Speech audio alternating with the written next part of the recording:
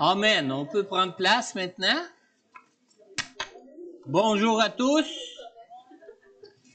Joyeuse résurrection. Vous savez, Jésus est ressuscité après 3 jours, mais nous, ça nous prend tout le temps d'une vie, hein? Mais on bénéficie de la puissance de la résurrection de Jésus pour nous, avec nous, dans nos vies, jour après jour. Amen. Amen. On va prendre la Sainte Seine, mais seulement à la fin du message ce matin. Puis après ça, vous tous qui sont ici ce matin avec nous, bienvenue à nos visiteurs ce matin. On va avoir un bon repas agapé qu'on va prendre ensemble pour pouvoir se réjouir ensemble et pouvoir aussi partager sur la puissance de la résurrection de Jésus pour nous, pour nos vies. Amen. Je vais vous inviter pour la parole de Dieu de tourner avec moi dans Luc au chapitre 24. Oui, l'école du dimanche, vous pouvez suivre mon épouse Sylvie. Et pour les autres, on tourne dans Luc 24. On va lire ensemble pour débuter le verset 1 à 8. Luc 24, le verset 1 à 8. Bienvenue aussi à ceux qui sont en ligne ce matin. Je les oublie souvent, hein? On oublie qu'ils sont là. Amen. Ceux qui vont l'écouter aussi en différé. Vous allez juste ressusciter un petit peu en retard, mais vous allez ressusciter avec nous. Amen. On lit dans Luc au chapitre 24, dans le verset 1 à 8. On lit ici, le dimanche, elles se rendirent au tombeau de grand matin avec quelques autres, en apportant les aromates qu'elles avaient préparés. Elles découvrirent que la pierre avait été roulée devant le tombeau. Elles entrèrent, mais elles ne trouvèrent pas le corps du Seigneur Jésus. Comme elles ne savaient que penser de cela, voici que 2 hommes leur apparurent, habillés de vêtements resplendissants. Saisies de frayeur, elles tenaient le visage baissé vers le sol. Les hommes leur dirent, « Pourquoi cherchez-vous parmi les morts celui qui est vivant? Il n'est pas ici, mais il est ressuscité. Souvenez-vous de ce qu'il vous a dit lorsqu'il était encore en Galilée. Il faut que le Fils de l'homme soit livré entre les mains des pécheurs, qu'il soit crucifié et qu'il ressuscite le 3e jour. » Elles se souvinrent alors des paroles de Jésus. Prenons le temps de prier ce matin avant de partager ce message. Seigneur notre Dieu, merci Seigneur. Merci Seigneur Dieu, du Dieu puissant que tu es Seigneur. Merci Seigneur Dieu, du Dieu juste, du Dieu saint, du Dieu plein d'amour que tu es Seigneur Jésus. Seigneur, merci de cette puissance de ta résurrection pour nous aujourd'hui dans nos vies Seigneur. Et Seigneur, je te prie particulièrement Seigneur Dieu, que cette puissance nous soit libérée dans nos vies aujourd'hui Seigneur Dieu par ton Saint-Esprit que tu nous as envoyé, que tu nous as donné, Seigneur. Que ton Saint-Esprit, Seigneur Dieu, puisse nous enseigner toutes choses aujourd'hui. Que ton Saint-Esprit, Seigneur Dieu, puisse lever de nos cœurs toute incrédulité face à la puissance de ta vie, de ta résurrection, Seigneur. Que le Saint-Esprit, Seigneur Dieu, puisse aussi lever le voile de nos cœurs, Seigneur Dieu, pour que nous puissions, Seigneur Dieu, voir cette vérité pour nos vies ce matin, Seigneur. Et Seigneur, je te prie de venir rencontrer chacun des cœurs, Seigneur Dieu, qui vont entendre ce message, Seigneur. Que ton Saint-Esprit vienne les rencontrer dans leur cœur, Seigneur Dieu. Que ce soit pour ceux qui sont ici présents à l'Église pour entendre ce message, Seigneur. Que ce soit pour ceux qui sont en ligne, Seigneur Dieu, et qui l'écoutent directement avec nous, Seigneur. Que ce soit pour ceux qui vont l'écouter en différé à la maison, chez eux ou ailleurs, Seigneur. Seigneur Dieu, que ton Saint-Esprit vienne les rencontrer dans leur cœur, Seigneur Dieu, et qu'ils puissent, Seigneur Dieu Tout-Puissant, accéder, Seigneur Dieu, par la foi à cette puissance de ta résurrection, Seigneur Dieu, que tu nous donnes par cette résurrection de la mort, cette victoire que tu as eue, Seigneur Dieu, sur ce monde, sur le péché dans ce monde, Seigneur Dieu, sur la faiblesse de nos chairs, Seigneur Dieu, et cette victoire, Seigneur Dieu, sur la mort, Seigneur Dieu, afin que nous ayons et que nous puissions connaître et croire en cette espérance de la vie que tu nous réserves pour la vie éternelle, Seigneur. Je te le demande, Père, dans le nom puissant de Jésus. Amen. Amen. J'ai intitulé mon message ce matin « Mort, mais toujours vivant ». C'est un peu paradoxal, hein, comme titre, hein? Mort, mais toujours vivant. On vient de lire dans le chapitre 24, dans le verset 4 et dans le verset 5, les premières parties de ces deux versets, on vient de lire « Voici que deux hommes leur apparurent, habillés de vêtements resplendissants. Les hommes leur dirent, « Pourquoi cherchez-vous parmi les morts celui qui est vivant? » Est-ce que ça nous arrive de chercher Dieu parmi les morts plutôt que parmi les vivants? Vous savez, on a été habitué ici au Québec à prier des morts, à chercher la puissance chez des morts. Mais la puissance n'existe pas chez les morts. La puissance existe chez Dieu, Dieu qui est vivant, le seul qui soit ressuscité de la mort, le seul qui ait vaincu la mort.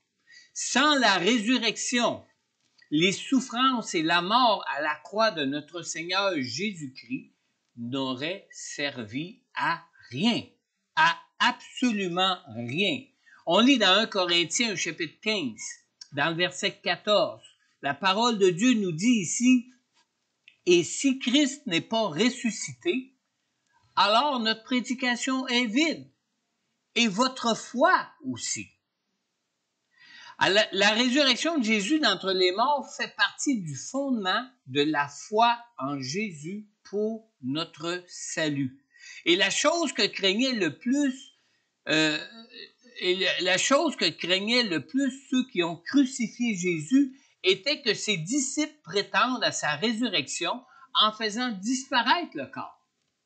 On lit dans Matthieu au chapitre 24, dans le verset 62 à 64, on lit ici que le lendemain, qui était le jour après la préparation du sabbat, les chefs des prêtres et les pharisiens allèrent ensemble chez Pilate et dirent, « Seigneur, nous nous souvenons que cet imposteur, en parlant de Jésus évidemment, que cet imposteur a dit quand il vivait encore, « Après 3 jours, je ressusciterai.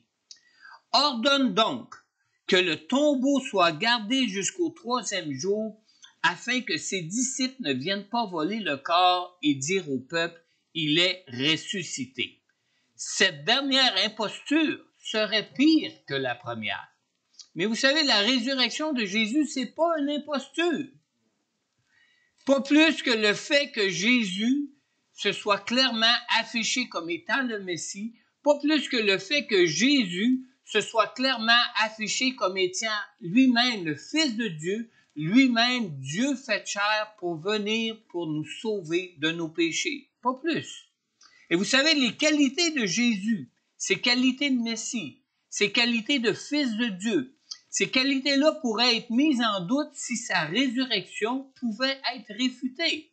Et c'est ce que cherchaient à faire les chefs des Juifs, les prêtres et les chefs des Juifs qui cherchaient à réfuter la divinité de Jésus et surtout qui refusaient à croire que Jésus était vraiment Dieu venu en chair et que Jésus était vraiment le Messie de Dieu venu pour leur salut.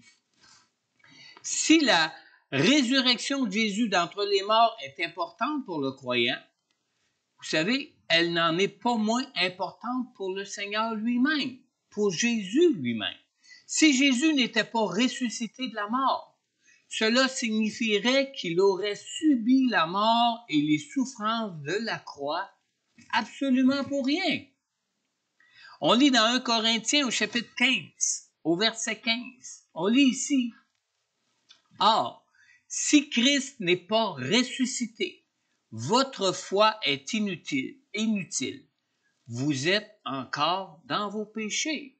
Alors, si Jésus ne serait pas ressuscité d'entre les morts, ben, il n'y aura pas eu de victoire sur le péché, il n'y aura pas eu de victoire sur la mort, il n'y aura pas eu de victoire sur le péché qui domine dans ce monde, il n'y aura eu aucune victoire pour nous et nous serions encore dans nos péchés, nous serions encore dominés par le péché dans nos vies. Si Jésus a souffert et si Jésus est mort à la croix, il l'a fait afin que l'on puisse être délivré et libéré de la malédiction de nos péchés dans nos vies. Si Jésus n'était pas ressuscité, la malédiction de nos péchés aurait été plus puissante que Jésus pour être capable de le retenir de la mort. Alors imaginez un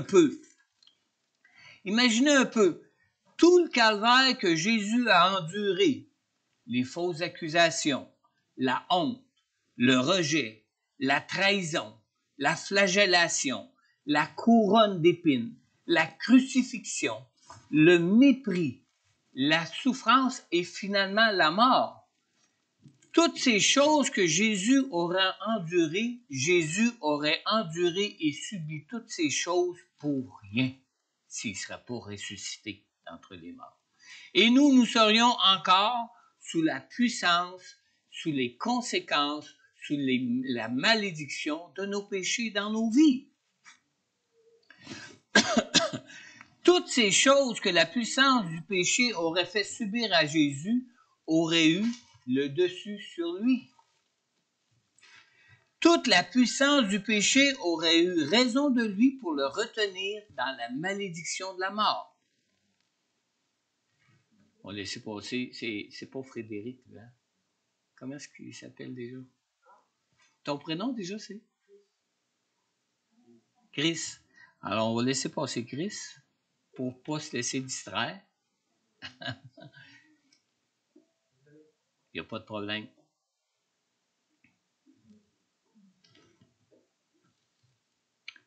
Alors, toute la puissance du péché aurait eu raison de Jésus pour le retenir dans la malédiction de la mort.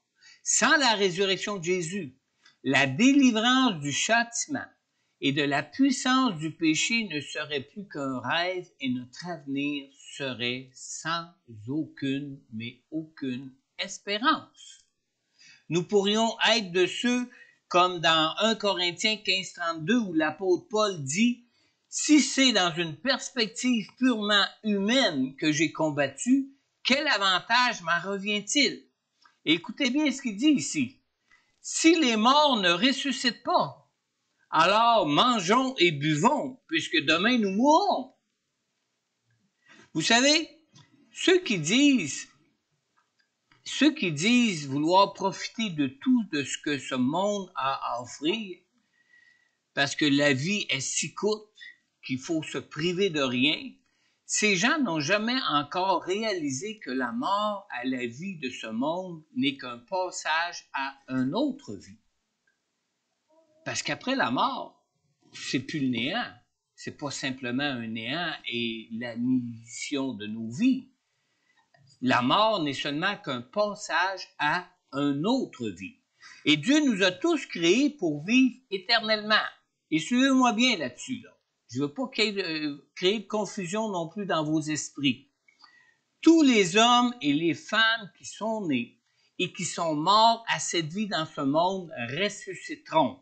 Mais attention, nous ressusciterons tous pour paraître devant Dieu, pour être jugés dignes de la vie éternelle ou pour être condamnés à être éternellement livrés à nous-mêmes loin de Dieu avec Satan et les anges déchus. On lit dans Jean chapitre 5, dans le verset 28 et 29. Soyez bien attentifs à ces deux versets, parce que c'est Jésus lui-même ici qui parle. Jésus nous dit, « Ne vous en étonnez pas, car l'heure vient où tous ceux qui sont dans les tombeaux entendront ma voix et en sortiront. Ceux qui auront fait le bien ressusciteront pour la vie, mais ceux qui auront fait le mal ressusciteront pour le jugement, pour la condamnation de Dieu. Alors Jésus qui est mort à la croix pour le prix de nos péchés afin de nous racheter de la malédiction de nos péchés, nous dit ici que tous nous ressusciterons. Tous. Tous les hommes, toutes les femmes qui sont nés à la vie mortelle dans ce monde, nous ressusciterons tous. Et Jésus qui lui-même est descendu aux enfers, et Jésus qui lui-même en est ressorti parce qu'il était l'agneau sans tache et sans défaut, que la mort ne pouvait le retenir, affirme ici que nous ressusciterons tous de la mort. Mais pas tous pour le même endroit, pas tous pour la même vie. Malheureusement, nous ne ressusciterons pas tous à la vie éternelle, mais seulement ceux qui auront placé leur espérance de vie en Jésus pour son œuvre à la croix pour leur vie. On va-tu un peu plus loin? On lit dans Apocalypse au chapitre 20, dans les versets 4 à 6. On lit ici en résumé. Ensuite, je vis des trônes. On parle de la vision de Jean ici, de l'apôtre Jean. Ensuite, je vis des trônes, et ceux qui s'y assirent reçurent le pouvoir de juger. Et on lit un peu plus loin. Tous ceux qui n'avaient pas adoré la bête ni son image revinrent à la vie et ils régnèrent avec Christ pendant 1000 ans. On parle du millénium ici que Jésus va venir instaurer bientôt. On lit ensuite au verset 5. Les autres morts ne revinrent pas à la vie avant que les 1000 ans soient passés. Alors, qui vont revenir à la vie pour régner avec Christ durant les 1000 ans? Seulement ceux qui n'auront pas adoré la bête, ceux qui auront mis leur foi en Jésus. Et on lit par la suite, c'est la première résurrection. Et au verset 6, on lit finalement, heureux et saints ceux qui ont part à la première résurrection. La seconde mort n'a pas de pouvoir sur eux. Puis on lit aussi, au jour du jugement dernier, toujours dans le livre de l'Apocalypse, dans le même chapitre, mais dans les versets 12 à 15. Je lis ici toujours un peu en résumé, là, pour pas que ce soit trop long ce matin pour vous. On lit au verset 12. Je vis les morts, les grands et les petits, debout devant le trône. Des livres furent ouverts. Un autre livre fut aussi ouvert, le livre de vie. Les morts furent jugés conformément à leurs œuvres d'après ce qui était écrit dans ces livres. Et finalement, au verset 13, on lit « La mer rendit les morts qu'elle contenait. La mort et le séjour des morts rendirent aussi leurs morts. Et chacun fut jugé conformément à sa manière d'agir. » Et au verset 15, finalement, « Tous ceux qui ne furent pas trouvés inscrits dans le livre de vie furent jetés dans l'étang de feu. » Vous savez, la résurrection de Jésus d'entre les morts est une preuve de notre régénération à une toute nouvelle vie pour nous maintenant. On lit dans 1 Pierre, la première épître de Pierre, dans le chapitre 1, dans le verset 3, nous lisons « Béni soit Dieu, le Père de notre Seigneur Jésus-Christ. Conformément à sa grande bonté, il nous a fait naître de nouveau à travers la résurrection de Jésus-Christ pour une espérance vivante. » C'est par la résurrection de Jésus-Christ. Alors imaginez, si Jésus ne serait pas ressuscité, notre foi serait vaine. Nous n'aurions pas d'espérance vivante. Parce que c'est par la résurrection de Jésus-Christ que Dieu, dans sa grâce pour nous, nous a fait naître de nouveau pour qu'on ait une espérance, une nouvelle espérance pour nos vies. Alors, si Jésus n'était pas lui-même ressuscité des morts dans un nouveau corps à une toute nouvelle vie, nous n'aurions nous-mêmes aucune espérance pour nos vies, aucune espérance de nouvelle vie pour nous. C'est la résurrection de Jésus qui nous assure et qui nous garantit à chacun la régénération à une toute nouvelle vie. Nous ne recevons pas tout instantanément ce qui appartient à la nouvelle vie en Jésus à l'instant où nous plaçons notre foi en Jésus. Et c'est d'ailleurs pour ça que j'ai dit tout de suite au début de la réunion que la résurrection de Jésus est venue après 3 jours qu'il a été au tombeau, tandis que nous, notre résurrection, elle vient pendant toute notre vie. On est dans une espérance vivante sous la puissance de la résurrection de Dieu pour connaître et grandir dans cette nouvelle vie que nous recevons en Jésus par la nouvelle naissance grâce à sa résurrection. Lorsque nous choisissons d'inviter Jésus dans nos vies pour être sauvés par lui, notre esprit est régénéré à la vie pour devenir enfant de Dieu. On lit dans Jean au chapitre 3, dans le verset 5 à 6. Jésus a dit à Nicodème, en passant Nicodème, c'était un prêtre juif de la religion juive, et Jésus a dit à Nicodème, en vérité, je te le dis, à moins de naître d'eau et d'esprit, on ne peut entrer dans le royaume de Dieu. Et Jésus termine en disant, ce qui est né de parents humains est humain, et ce qui est né de l'esprit est esprit. Amen. Alors, notre première régénération, est celui de notre esprit qui était mort pour Dieu. Notre esprit qui était mort pour Dieu aux réalités spirituelles de Dieu est ramené à la vie pour connaître Dieu et pour connaître sa présence avec nous dans nos vies. Qui peuvent dire qu'ils voient Jésus agir dans leur vie ce matin? Évidemment, nos corps ne changent pas à cet instant, c'est-à-dire à l'instant où on reçoit par la foi Jésus dans nos cœurs, où on est de nouveau. Nous devenons une nouvelle créature en Jésus parce que nous pouvons voir Dieu et voir le monde dans la même perspective que Dieu lui-même voit le monde et que Dieu lui-même nous voit et nous voit dans cette vie. On lit dans 2 Corinthiens 5, 17, « Si quelqu'un est en Christ, il est une nouvelle créature. Les choses anciennes sont passées. Voici, toutes choses sont devenues nouvelles. » Alors, par la nouvelle naissance, lorsqu'on met notre foi en Jésus, le Saint-Esprit vient habiter en nous. Et la parole de Dieu nous dit même dans 1 Corinthiens au chapitre 6 que nous devenons le temple du Saint-Esprit. Et le fait que le Saint-Esprit vienne habiter en nous vient raviver notre esprit pour qu'on puisse avoir une perspective spirituelle de nos vies, une perspective spirituelle de ce monde, une perspective spirituelle de tout ce qui nous concerne, comme Dieu lui-même voit les choses spirituellement.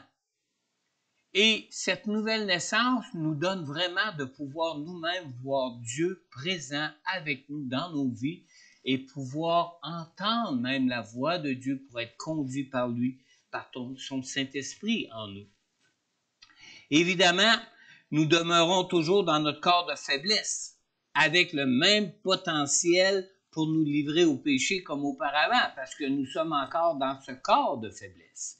Notre corps ne change pas. Nous avons à choisir de ne pas nous livrer aux faiblesses de notre chair et nous devons apprendre à nous laisser diriger par la foi, par le Saint-Esprit. Comme on le lit aussi dans Galates 5,16 qui dit « Voici donc ce que je dis, marchez par l'Esprit et vous n'accomplirez pas les désirs de votre nature propre. » Alors, puisque nous demeurons encore dans ce corps de faiblesse, notre corps demeure aussi sujet au vieillissement et sujet à la mort. Nous allons tous mourir, comme Jésus lui-même est mort. C'est vraiment le dernier aiguillon de la bataille que nous avons à livrer dans nos corps mortels ici-bas. Mais une fois morts, par la puissance du Saint-Esprit, nous allons ressusciter en Jésus-Christ. Si nous sommes spirituellement vivifiés par la nouvelle puissance, puisque nous sommes spirituellement vivifiés par la nouvelle puissance de la résurrection de Jésus par le Saint-Esprit de Dieu en nous, nous pourrons ressusciter à la vie éternelle. On lit dans Romains au chapitre 8, au verset 11. « Et si l'Esprit de celui qui a ressuscité Jésus habite en vous, C'est la parole de Dieu qui le dit là. Celui qui a ressuscité Christ rendra aussi la vie à vos corps mortels par son esprit qui habite en vous. On peut-tu dire gloire à Jésus? On peut-tu dire merci Jésus pour ta victoire sur la mort qui va me donner aussi la victoire sur ma propre mort pour la résurrection, pour la vie éternelle. Amen. Alors, cette même puissance de Dieu par le Saint-Esprit nous donne aussi la victoire sur nos faiblesses et sur notre nature qui est toujours, elle, attirée par le péché. On lit dans Éphésiens au chapitre 1, dans le verset 19 et 20, toujours dans la parole de Dieu. Nous lisons « Et quelle est l'infinie grandeur de sa puissance qui se manifeste avec efficacité par le pouvoir de sa force envers nous qui croyons. » Cette puissance, parle de la puissance de la résurrection de Jésus ici. Cette puissance, il l'a déployée en Christ quand il l'a ressuscité et l'a fait asseoir à sa droite dans les lieux célestes. Alors, notre régénération est faite totalement par l'Esprit de Dieu qui vient en nous. Le même esprit, l'Esprit de Dieu qui a ressuscité Jésus de la mort, d'entre les morts. Amen. On lit dans Jean, au chapitre 1, dans le verset 12 et 13. Écoutez bien ceci. « Mais à tous ceux qui l'ont accepté, c'est-à-dire ceux qui ont accepté Jésus comme Sauveur et Seigneur pour leur vie, à ceux qui croient en son nom, il a donné le droit de devenir enfants de Dieu, puisqu'ils sont nés non du fait de la nature, ni par une volonté humaine, ni par la volonté d'un mari, mais qu'ils sont nés de Dieu. » Alors c'est Dieu le Saint-Esprit qui fait de nous des enfants de Dieu, qui nous communique cette puissance de la résurrection de Jésus pour devenir vivants spirituellement et marcher en enfants de Dieu dans nos vies. Et c'est lorsque nous choisissons d'accepter Jésus comme notre Sauveur et Seigneur pour notre vie que le Saint-Esprit vient lui-même régénérer notre esprit, vient lui-même faire de notre corps le temple du Saint-Esprit de Dieu en nous, ici-bas dans nos vies. Dans Jacques au chapitre 1, on lit au verset 18, on lit ici, « Conformément à sa volonté », en parlant de la volonté de Dieu, « il nous a donné la vie par la parole de vérité, afin que nous soyons en quelque sorte les premières de ses créatures. » Alors, une régénération authentique va produire assurément un changement de cœur. Une régénération qui est vraie, qui est authentique, va produire aussi un changement de notre comportement et va même nous permettre de manifester un amour les uns pour les autres, un amour pour Dieu, un amour qui va être aussi un amour tout à fait authentique. Dans 1 Jean chapitre 4 au verset 7, la parole de Dieu encore nous dit, « Bien-aimés, aimons-nous les uns les autres, car l'amour vient de Dieu. Et toute personne qui aime est née de Dieu et connaît Dieu. » Alors, veut pas, si on est né de nouveau d'une façon authentique, si le Saint-Esprit de Dieu habite en nous d'une manière vraie et authentique, si nous avons réellement, d'une façon vraie et authentique, remis notre cœur au Seigneur Jésus pour être notre sauveur de notre vie et nous diriger dans nos vies, la manifestation du fruit de l'Esprit va se faire connaître dans nos vies. D'ailleurs, la première qualité qui est donnée du fruit de l'Esprit, c'est l'amour, qu'on peut lire dans Galates 5,22, qui dit que mais le fruit de l'Esprit, c'est l'amour, la paix, la joie, la patience, la bonté, la bienveillance, la foi, etc. La maîtrise de soi même. Amen. Alors, c'est pas par contrainte en suivant la lettre de la loi que nous pouvons y arriver, mais c'est par la puissance de la résurrection de Jésus, par l'Esprit de Dieu qui nous est transmis, qu'on peut vraiment arriver à changer de comportement, à être transformé dans notre corps, à être transformé dans nos vies et à manifester vraiment l'amour de Dieu dans nos vies, tel que Dieu le fait par son Saint-Esprit, par sa puissance qui habite en nous. On lit même dans Galates 5,23, ça dit « Contre de telles attitudes », en parlant du fruit de l'Esprit, il n'y a pas de loi. On voudrait être des gens qui soient toujours en paix. On voudrait être des gens qui, on parle souvent, oh, l'amour, on veut l'amour dans le monde. Mais l'amour n'est possible que d'une seule manière. Le vrai amour, l'amour authentique, l'amour de Dieu n'est possible que d'une seule manière. N'est possible qu'à ceux qui deviennent enfants de Dieu pour être sous la puissance du Saint-Esprit qui, lui, va produire son fruit dans la vie de ceux qui se confient en Jésus. Amen.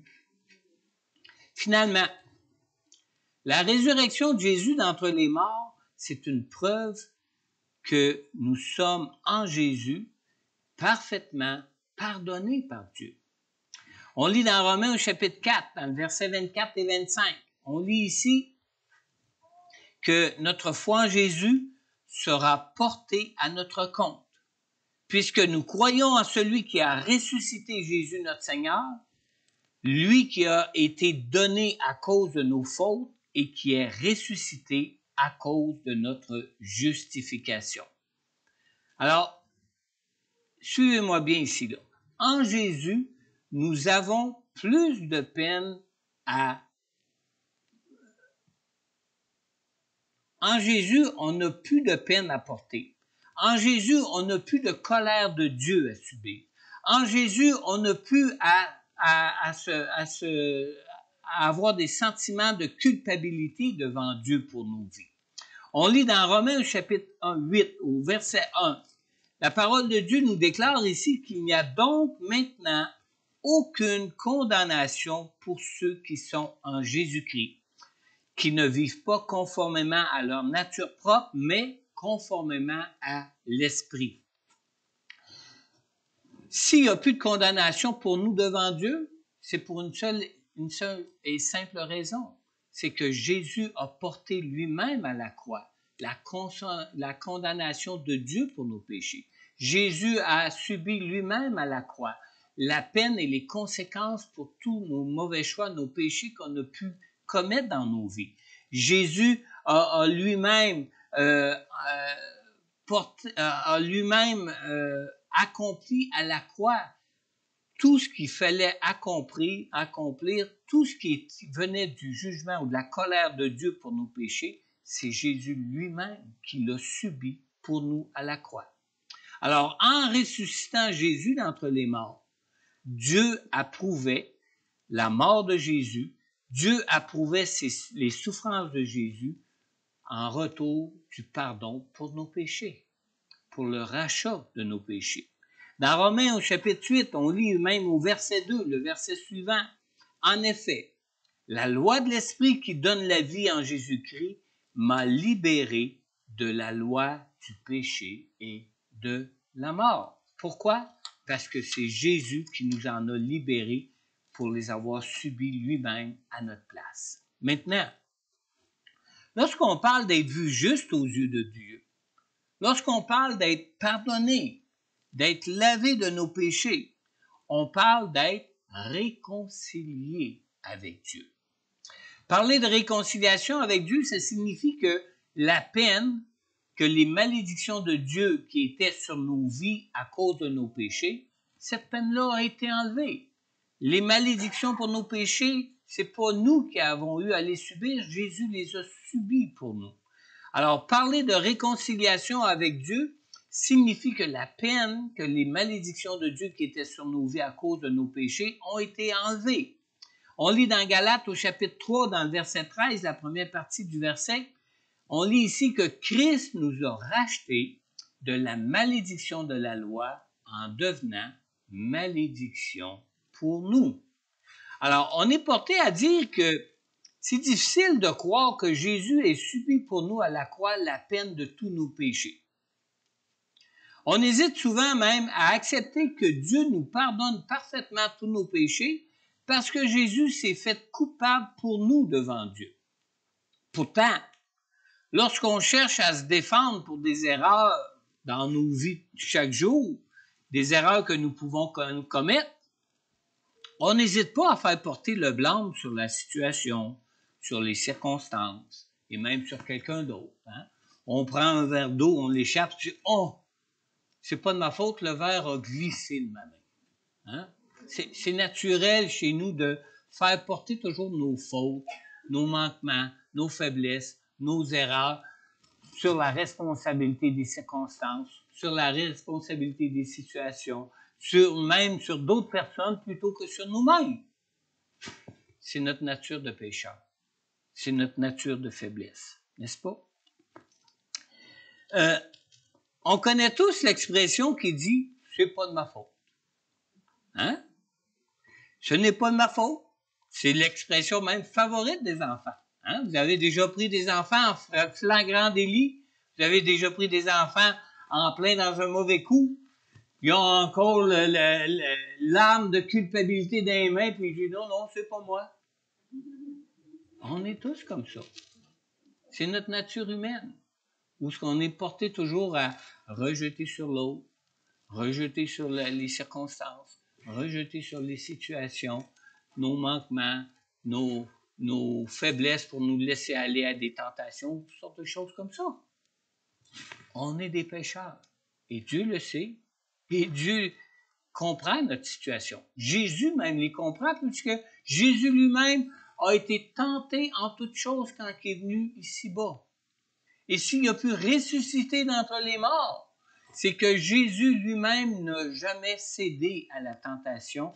Il a été sacrifié comme l'agneau parfait, sans tache, sans péché à la croix. Et c'est la raison pour laquelle la mort n'a pas pu le retenir. Et cette puissance de résurrection, Jésus nous la transmet par notre foi en lui, par le Saint-Esprit qui vient habiter en nous. Alors, vous savez, les enfants croient vraiment qu'on va gober leur plaidoyer et qu'ils seront pardonnés sans conséquence. Puis des fois, ils font ça de façon assez cute qu'on dit « Oh, il est trop cute, on va laisser passer ce fois-là. » Mais vous savez, pourquoi n'arrivons-nous pas à croire que Jésus a subi toutes les conséquences que nous méritions pour nos péchés afin que l'on puisse être parfaitement pardonné par Dieu? Parce que vous savez, Dieu, lui, est très juste. Et Dieu, lui, parce qu'il est très juste, Dieu ne peut pas dire « Oh, il est trop cute, on va oublier ça. » Non. Il faut que justice soit faite pour chacun de nos manquements. Il faut que justice soit faite pour chacun de nos péchés. Il faut que justice soit faite pour tous les égarements auxquels on peut s'être livré. Et c'est la raison pour laquelle nous avons tant besoin de Jésus et c'est la raison pour laquelle nous devons consacrer et offrir nos vies à Jésus pour que lui-même nous rachète et nous dirige et nous conduise en nouveauté de vie dans nos vies présentement. Être vu juste aux yeux de Dieu pour connaître la puissance de la résurrection de Jésus pour nos vies et pour notre salut pour la vie éternelle, c'est une question de foi. Une question de foi. On lit dans Éphésiens 2 au verset 8, « En effet, c'est par la grâce que vous êtes sauvés, par le moyen de la foi. Et cela ne vient pas de vous, c'est le don de Dieu. » Dès le début des louanges, mon épouse Sylvie a mentionné que c'était par la grâce de Dieu que nous sommes sauvés. Alors, ce n'est pas une question d'arriver à être une bonne personne. On n'arrivera jamais à être une bonne personne. Toujours, on va, en premier réflexe à un manquement, à une faiblesse, à un péché quelconque, comme premier réflexe, toujours on va dire « c'est pas de ma faute, c'est la circonstance, c'est la situation ». Et puis, on n'arrive jamais à être les bonnes personnes pour être trouvés justes et sans péché devant Dieu. La seule chose qui nous permet d'être trouvés justes et d'être trouvés sans péché devant Dieu, c'est de mettre notre foi en Jésus qui, lui, a vécu sans péché et que cette puissance de résurrection, il nous la transmet. Croire en Jésus pour être sauvé, ça exige de la franchise, ça exige aussi de l'humilité. Croire en Jésus, c'est croire que Dieu nous aime vraiment pour vouloir nous sauver du juste jugement pour nos péchés. Mais croire en Jésus, c'est avant tout de reconnaître que nous sommes pécheurs et que nous sommes vraiment les seuls responsables pour nos manquements. Si nous croyons vraiment que c'est par amour pour nous que Dieu a envoyé Jésus à la croix à notre place pour notre pardon, nous n'hésiterons pas à reconnaître notre besoin d'être pardonnés. On lit dans 1 Jean, chapitre 1, au verset 8 et 9. La parole de Dieu nous dit ici que si nous disons que nous n'avons pas de péché, nous nous trompons nous-mêmes et la vérité n'est pas en nous. Si nous reconnaissons nos péchés, il est fidèle et juste pour nous les pardonner et pour nous purifier de tout mal. Alors vous savez, Dieu veut que tous viennent à la repentance. Dieu veut que tous soient sauvés. Mais ce n'est pas entre ses mains, ça. C'est entre nos mains, entre la main de chacun de nous. Chacun de nous qui sommes pécheurs. Chacun de nous, si nous avons nous avons ce désir de nous humilier devant Dieu et de reconnaître vraiment notre besoin d'être sauvés, de reconnaître vraiment que nous sommes pécheurs et coupables devant Dieu. Alors, Dieu veut qu'on vienne tous à la repentance et c'est d'ailleurs pour ça qu'il nous a envoyé Jésus. On lit dans Jean 3,16, en effet, Dieu a tant aimé le monde qu'il a donné son Fils unique afin que quiconque croit en lui ne périsse pas, mais qu'il ait la vie éternelle. Alors que nous parlons de la puissance de la résurrection de Jésus qui peut faire de nous une nouvelle créature et nous permettre de connaître une toute nouvelle vie par son esprit, as-tu déjà accepté Jésus dans ton cœur pour être sauvé par lui pour ta vie? Jésus est venu pour toi pour payer le prix de ton pardon à la croix afin que tu puisses être réconcilié avec Dieu, pardonné à cause du sacrifice de Jésus. Alors, tu ne peux recevoir cette nouvelle vie avec Dieu par le Saint-Esprit que si tu es prêt à reconnaître que tu es pécheur et si tu es prêt à accepter ce pardon de Dieu que Jésus a accompli par amour pour toi à la croix. Alors, ce matin, Jésus attend simplement que tu mettes ta foi en lui pour te donner cette grâce de Dieu de devenir enfant de Dieu. Pour l'accepter comme sauveur, pour l'accepter comme Seigneur dans ta vie, tu as simplement qu'à adresser au Seigneur cette prière avec foi et avec un cœur sincère. Simplement répéter dans ton cœur ces simples paroles que je vais dire, cette simple prière que je vais dire maintenant. Dis-le avec foi, dis-le d'une façon franche, dis-le d'une façon sincère et Dieu entend nos prières. Seigneur Jésus, je reconnais que je suis pécheur. Je reconnais que j'ai besoin de ton pardon pour être lavé de tous mes péchés. Seigneur Jésus, je te confie maintenant ma vie et je te prie, Seigneur, d'entrer dans mon cœur et de faire de moi ton enfant. Merci, Père éternel. Merci d'avoir envoyé Jésus pour mourir à la croix à ma place. Merci d'avoir envoyé Jésus pour le prix de mes péchés. Et merci de me donner ton Saint-Esprit qui me permet de te connaître, toi, dans ma vie et d'être dirigé par toi. Alors, si présentement tu écoutes ce message en ligne et que tu as adressé cette prière à Dieu pour accepter Jésus comme Sauveur et Seigneur pour la toute première fois de ta vie ce matin, n'hésite pas à prendre contact avec moi. En retour, je pourrai prier pour toi personnellement et répondre à toutes tes questions sur Jésus et sur cette nouvelle vie que tu peux connaître avec lui. Aussi, peut-être que tu es de ceux ou de celles qui avaient déjà fait cette prière auparavant dans votre vie, mais que ce matin, tu réalises que tu as besoin de croire en la puissance de la résurrection de Jésus pour devenir la nouvelle créature que Dieu t'appelle à être, toi, dans ta vie maintenant.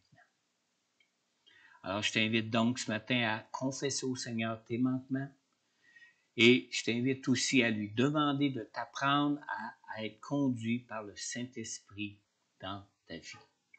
Alors, si tu écoutes ce message en ligne, je t'invite aussi à prendre contact avec moi pour que je puisse aussi prier pour toi et t'accompagner dans ta démarche pour marcher en comptant sur Dieu, sur la puissance du Saint-Esprit et sur la grâce de Dieu pour ta vie. Amen. Sylvie va nous conduire dans un chant de louange et d'adoration. On va prendre ensemble la Sainte Seine ce matin. Et tout de suite après la Sainte Seine, s'il y en a d'entre vous qui ont été touchés par l'un ou deux de ces derniers appels que je viens de faire de mon message ce matin, vous pourrez vous avancer pour que je puisse prier moi-même pour vous ce matin, étant donné que vous êtes là, présents à l'Église. D'accord? On va se lever ensemble.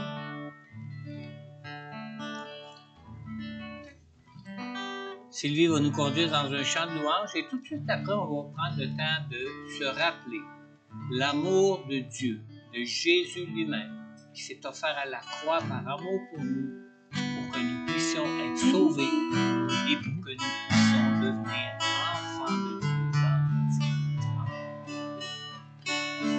Quel sauveur merveilleux je possède, il s'est sacrifié pour moi, et sa vie innocente il cède pour mourir sur l'infâme bois, attaché à la croix pour moi, attaché à la croix pour moi. Il a pris mon péché, il m'a délivré, attaché à la croix pour moi. Il renonce à la gloire céleste pour le plan rédempteur de Dieu. L'apparence est la plus modeste, auquel prix pour me rendre heureux, attaché à la croix pour moi, attaché à la croix pour moi. Il a pris mon péché, il m'a délivré, attaché à la croix pour moi. Maltraité, innocent pour ma vie, pour mes iniquités brisées, et chargé de mes maladies, il mourut pour guérir, sauver, attaché à la croix pour moi, attaché à la croix pour moi. Il a pris mon péché, il m'a délivré, attaché à la croix pour moi. Le salut accompli pour mes frères, mon sauveur se rendit au ciel. Il revient au profond mystère, mon bonheur sera éternel, attaché à la croix pour moi, attaché à la croix pour moi. Il a pris mon péché, il m'a délivré, attaché à la croix pour moi.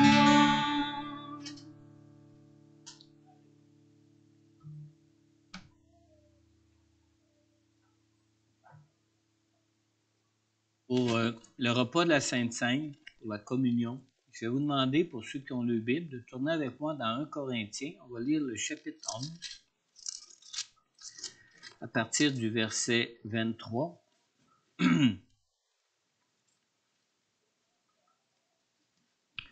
Ou ce qu'on peut lire ici, 1 Corinthiens chapitre 11, à partir du verset 23.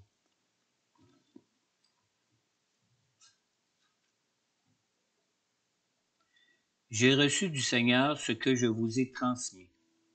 Le Seigneur Jésus, la nuit où il a été arrêté, a pris du pain. Après avoir remercié Dieu, il l'a rompu et a dit, « Prenez, mangez. Ceci est mon corps qui est rompu pour vous. Faites ceci en souvenir de moi. » De même, après le repas, il a pris la coupe et a dit, « Cette coupe est la nouvelle alliance en mon sang. Faites ceci en souvenir de moi toutes les fois que vous en boirez. En effet, toutes les fois que vous mangez ce pain et que vous buvez cette coupe, vous annoncez la mort du Seigneur jusqu'à ce qu'il vienne. C'est pourquoi celui qui mange ce pain ou boit la coupe du Seigneur indignement sera coupable envers le corps et le sang du Seigneur. Que chacun donc s'examine lui-même et qu'ainsi il mange du pain et boive de la coupe. Car celui qui mange et boit indignement sans discerner le corps du Seigneur mange et boit un jugement contre lui-même. Je vais demander à Lucille et peut-être Lorraine, si vous voudriez distribuer les symboles. Quand vous aurez reçu les symboles, juste gardez les symboles avec vous. On va prendre un autre chant de louange et d'adoration pour vous donner le temps vraiment d'examiner votre foi en Jésus, d'examiner votre cœur, à savoir, est-ce que vous confiez vraiment votre vie au Seigneur Jésus? Est-ce que vous reconnaissez vraiment le prix que le Seigneur Jésus a payé pour votre pardon, pour votre délivrance, pour votre guérison à la croix? Et est-ce que vous y croyez vraiment pour reconnaître cet amour de Dieu pour vous, pour vos vies? Et après ce chant de louange et d'adoration, on va simplement relire les premiers versets de ce que je viens de lire tantôt et on va prendre ensemble les symboles qui représentent le sang de Jésus qui a été livré à la croix pour nous, qui représentent les souffrances que Jésus a subies dans son corps pour le prix et les conséquences de nos péchés afin qu'on puisse être pardonné, guéri et délivré. Amen. Alléluia.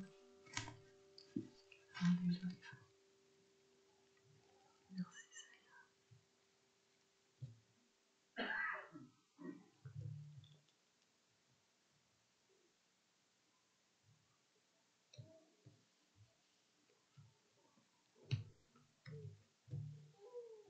Alléluia.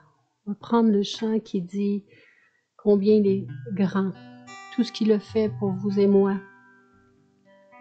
Qu'on puisse vraiment reconnaître sa grandeur, son amour et l'œuvre extraordinaire, la grâce méritée, la grâce incomparable qu'il nous accorde.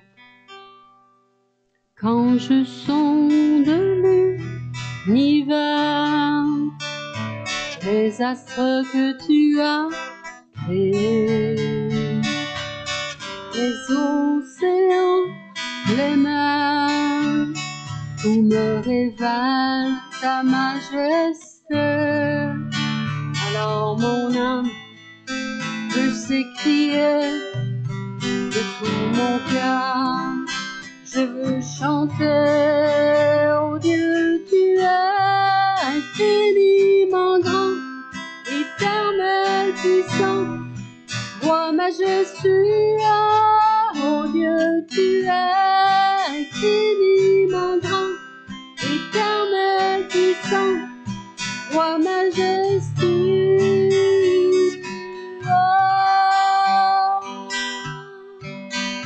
Quand je songe que tu m'as fait, que tu t'es révélé à moi, que pour moi tu as tout créé, tu me révèles ta bonté.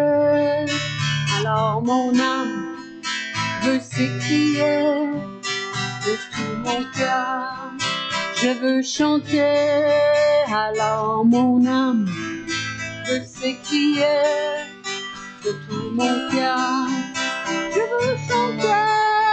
Oh Dieu, tu es infiniment grand, éternel, puissant, Roi majestueux, oh Dieu, tu es infiniment grand, éternel puissant, Roi majestueux.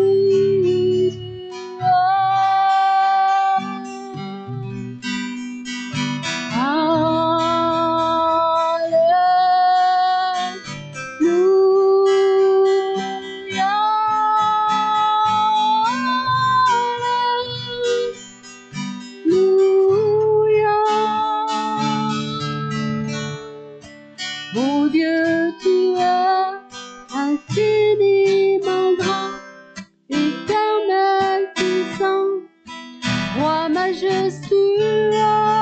Mon Dieu, tu es infiniment grand, éternel puissant, Roi majestueux.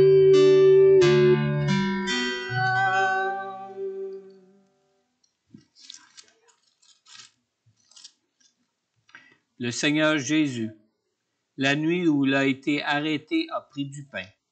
Après avoir remercié Dieu, il l'a rompu et a dit, « Prenez, mangez, ceci est mon corps qui est rompu pour vous.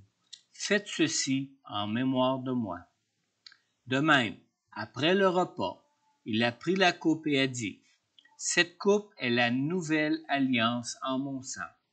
Faites ceci en souvenir de moi toutes les fois que vous en boirez. En effet, toutes les fois que vous mangez ce pain et que vous buvez cette coupe, vous annoncez la mort du Seigneur jusqu'à ce qu'il vienne. »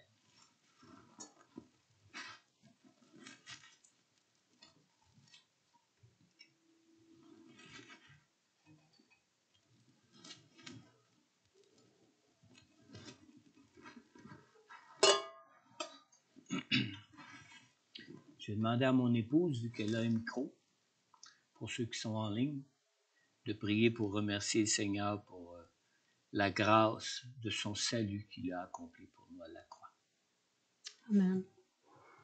Alléluia. Seigneur, on n'a pas de mots pour toute la reconnaissance qu'on a, Seigneur, pour ce que tu as fait pour nous. Merci, Seigneur, pour ton amour. Merci d'avoir accepté de donner ta vie, Seigneur. Merci, Seigneur, d'avoir porté nos péchés sur la croix. Merci pour d'avoir accepté, Seigneur Dieu, d'être battu, frappé. Ton corps a été brisé. Ton sang a été versé afin qu'on puisse être sauvé. Seigneur, un mot merci n'est pas assez grand pour toute notre reconnaissance. Gloire à ton nom et merci, Seigneur, pour ce que tu as fait. Et la vie éternelle que tu nous accordes, Seigneur Dieu, et que en cette journée où on peut célébrer, Seigneur, ta résurrection qui nous donne la vie encore. L'œuvre extraordinaire que tu as faite pour qu'on puisse être sauvés. Merci, Jésus. Amen. Amen. Mangeons ensemble le pain.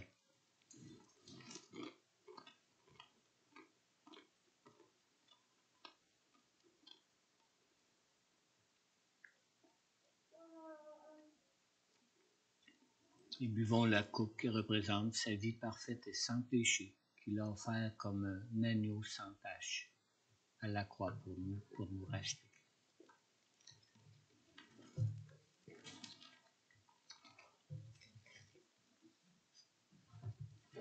Amen. Amen. Lucille va ramasser les coupes. On va prendre un dernier chant de louange et d'adoration. S'il y en a qui ont fait la prière tantôt pour confier leur vie au Seigneur Jésus, j'aimerais que vous puissiez maintenant vous avancer, que je puisse prier personnellement pour vous. Ou si peut-être vous aimeriez vraiment voir Dieu et vous confier plus en la puissance de la résurrection de Jésus, au Saint-Esprit de Dieu dans vos vies pour marcher en nouveauté de vie, je vous inviterai aussi à vous avancer en avant. J'aimerais prier pour vous. Peut-être aussi, vous savez, on a bien vu que le Seigneur Jésus a porté à la croix même nos maladies pour qu'on puisse en être guéri. Alors, si quelqu'un aimerait aussi s'avancer, étant donné qu'on s'est souvenu de l'œuvre de la croix ce matin par la Sainte Seine, par la communion. Alors, si vous aimeriez que je prie pour vous, pour votre guérison, avancez-vous, je vais prendre le temps de prier pour vous. Peut-être vous aimeriez aussi que je prie pour vous pour n'importe quelle autre raison pour vos vies. N'hésitez pas à vous avancer. On va prendre le temps de prier pour vous ce matin. Amen. Alléluia. Dieu est puissant, il est juste et grand, il peut tout accomplir. Que nos pensées, plus grands que nos désirs, il a fait de grandes choses. Élevé, il a vaincu la mort. Oui, il vit, mon Dieu est puissant. En son nom, j'ai la victoire. Le Seigneur, mon Dieu est puissant. Il vit en nous, il est parmi nous. Il nous ouvre la voie. Plus grand que nos attentes, plus grand que nos espoirs. Il a fait grandes choses. Élevé, il a vaincu la mort. Oui, il vit, mon Dieu est puissant. Son nom, j'ai la victoire. Le Seigneur, mon Dieu est puissant. Élevé, il a vaincu la mort. Oui, il vit, mon Dieu est puissant. Son nom, j'ai la victoire. Le Seigneur, mon Dieu est puissant. Dieu est ici, sa grâce nous conduit. Il ne s'éloigne jamais, il ne s'éloigne jamais. Il est pour nous, c'est vrai. Il nous tient dans sa main, il nous tient dans sa main. Élevé, il a vaincu la mort. Oui, il vit, mon Dieu est puissant. Son nom, j'ai la victoire. Le Seigneur, mon Dieu est puissant. Élevé, il a vaincu la mort. Oui, il vit, mon Dieu est puissant. Son nom, j'ai la victoire. Le Seigneur, mon Dieu est puissant. Élevé, il a vaincu la mort. Oui, il vit, mon Dieu est puissant. Son nom, j'ai la victoire. Le Seigneur, mon Dieu est puissant. Le Seigneur, mon Dieu est puissant. Le Seigneur, mon Dieu est puissant. Oh, c'est puissant, Seigneur. Le Seigneur, mon Dieu, mon Papa céleste, est puissant. Seigneur Jésus, tu es puissant. Le Seigneur, mon Dieu, est puissant. Le Seigneur, mon Dieu, est puissant.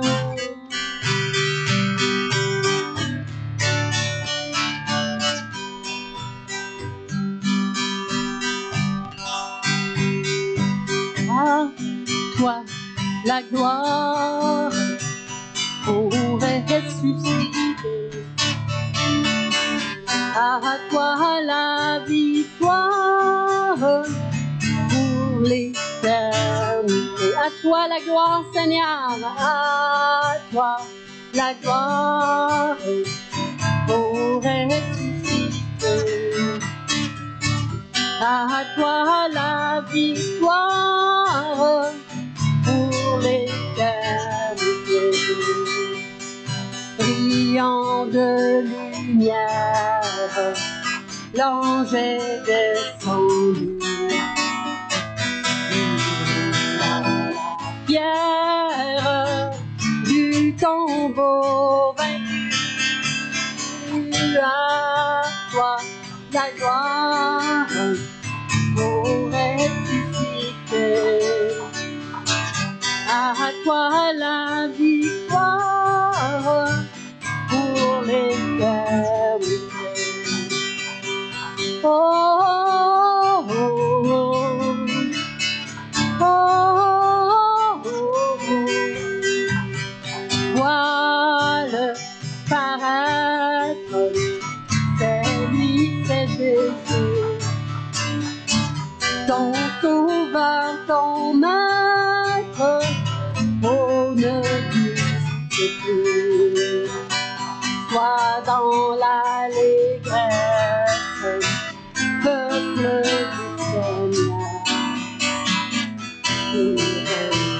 sans cesse que Christ est vainqueur. À toi la gloire pour ressusciter. À toi la victoire pour l'éternité. Oh, oh, oh, oh, oh, oh, oh,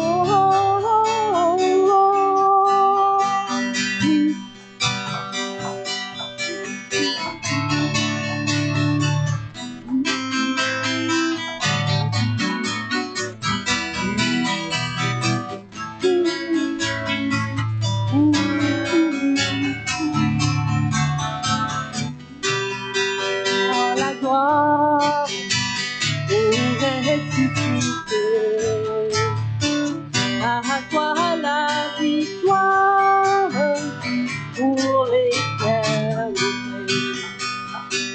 Il est ma victoire, mon puissant soutien. Gloire, non, je ne crains rien. À toi la gloire pour ressusciter. À toi la victoire pour l'éternité. À toi la gloire pour ressusciter. À toi la victoire pour l'éternité. Pour l'éternité. À toi la gloire, Seigneur, pour l'éternité. Alléluia, alléluia, alléluia. À toi la gloire, Seigneur, à toi la gloire. Et qu'on puisse lui rendre gloire. Nous te rendons gloire, Seigneur, et honneur, car tu es digne de louange et d'adoration, Seigneur. Nous te rendons gloire et honneur. Nous levons les mains et te louons en exaltant ton saint nom. Nous te rendons gloire et honneur. Nous levons les mains et te louons en exaltant ton saint nom. Car tu es grand, Seigneur, tu fais des merveilles comparables à toi. Nul n'est comparable à toi, car tu es grand. Seigneur, tu fais des merveilles. Nul n'est comparable à toi. Nul n'est comparable à toi. Nous te rendons gloire et honneur. Nous levons les mains et te louons en exaltant ton saint nom. Nous te rendons gloire et honneur. Nous levons les mains et te louons en exaltant ton saint nom. Car tu es grand, Seigneur, tu fais des merveilles. Nul n'est comparable à toi. Nul n'est comparable à toi, car tu es grand. Seigneur, tu fais des merveilles. Nul n'est comparable à toi. Nul n'est comparable à toi. Alléluia, Seigneur. Gloire, gloire, gloire.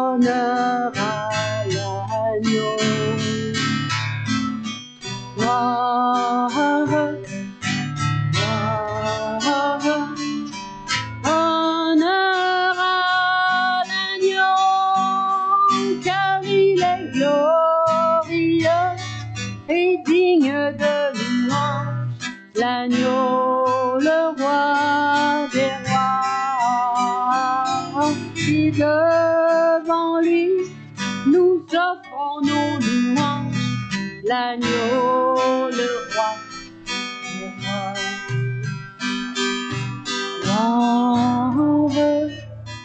Gloire, honneur à l'agneau. Gloire,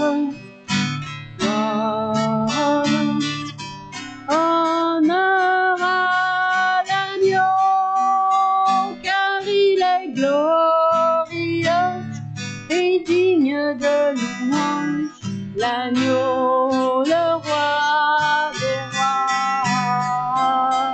Et devant lui, nous offrons nos louanges, l'agneau, le roi des rois.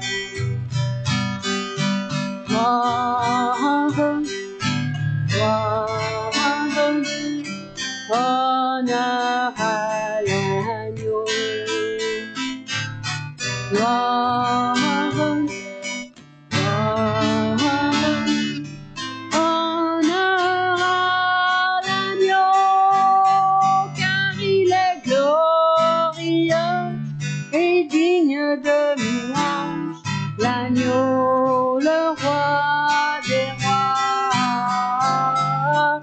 Devant lui, nous offrons nos louanges, l'agneau, le roi, le roi.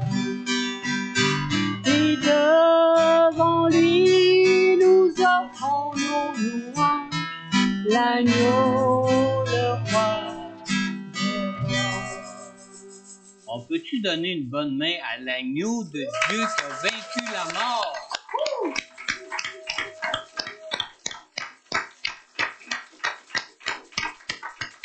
Amen. Amen. Prions maintenant. Alléluia. Seigneur notre Dieu, Seigneur, tu es un Dieu vrai, tu es un Dieu authentique, tu es le Dieu puissant, tu es le Dieu, Seigneur, qui ne nous a pas abandonnés à nos vies ici-bas, à la domination du péché qui nous a apporté toutes sortes de problèmes dans nos vies, Seigneur. Mais tu es celui qui, dans ton amour et dans ta grâce pour nous, est descendu jusque nous, s'est humilié pour quitter son trône de gloire pour venir vivre dans un corps de faiblesse comme le nôtre, afin de pouvoir nous en délivrer, nous en guérir et nous pardonner de tout péché dans nos vies, Seigneur. Seigneur, on est pleinement reconnaissant dans nos cœurs de cet amour que tu nous as manifesté à la croix. On est pleinement reconnaissant à toi, le Dieu que tu es, Seigneur. Et Seigneur Dieu, on te dit merci, Seigneur, d'avoir vaincu ce monde, d'avoir vaincu le péché dans ce monde, d'avoir vaincu la mort et d'être devenu le roi des rois pour venir régner. Et tu es digne, Seigneur Dieu, de venir régner dans nos cœurs. Tu es digne de venir régner dans nos vies. Tu es digne de venir régner dans ce monde, Seigneur Dieu. Garde-nous dans cette espérance, dans la foi en ta puissance de la résurrection jusqu'au jour de ton retour ou jusqu'au jour de notre appel auprès de toi, Seigneur. On te le demande, Père, dans le nom puissant de Jésus qui est mort à la croix pour chacun de nous. Amen. Amen. Joyeuse résurrection, que Dieu vous bénisse. On va préparer le buffet, puis aussitôt prêt, vous pourrez vous servir. On peut peut-être rendre grâce tout de suite pour le buffet. Ben, pas nécessairement, non. Laisse les gens placer. Ouais. Christian, tu vas venir ici en avant.